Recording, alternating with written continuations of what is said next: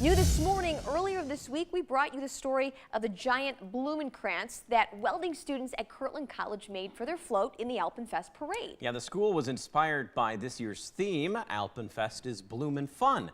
But what exactly was the inspiration behind the theme? Well, 7 and 4's Brett Kast is live right now in Gaylord at Alpenfest with the answer. Good morning, Brett. Hey, good morning, guys. Yeah, you know, like getting a hot dog at a baseball game or an elephant ear at a carnival, coming to this tent behind me and picking up your Blumenkrantz at the Alpenfest is a tradition.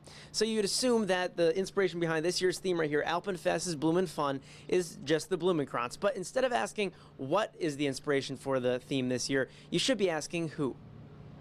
How's that feel? Gaylord's Alpenfest wouldn't be the same without a booth selling homemade Blumenkrantz. Feels good? However, that booth won't be the same without the woman who manned it for 46 years. She was Alpenfest to me. Christy Ballantyne has been coming to Alpenfest for as long as she can remember. However, this year will be the first year without her mother, Suzanne, who passed away in December. She was just such a joy to be around. Everyone loved to say hi to Sue. Sue Ballantyne moved to Gaylord in 1971, later becoming president of Alpenfest and even parade marshal.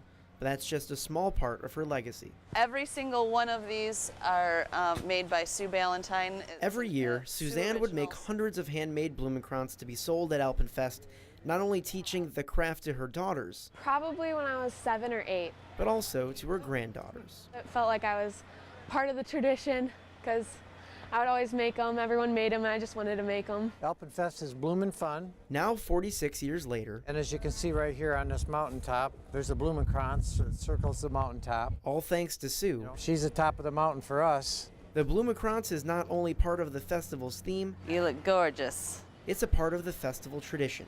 And there's no way Christy was going to let that change. She's been preparing us for many years to carry on her legacy, and there's no way that I would ever not make Blumenkrantzes every year until I can't make them anymore.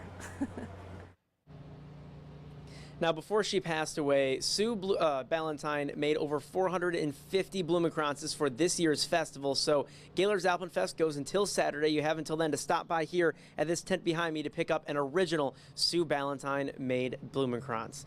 Reporting in Gaylord, Brett Kast, 7 and 4 News. So nice to see them carrying her legacy on and keeping that memory strong. It's always so touching to find somebody with that kind of passion for their community and like you say, the community carrying that on after they've passed. And her family's there carrying it on as well. So you can tell. They're so passionate about it.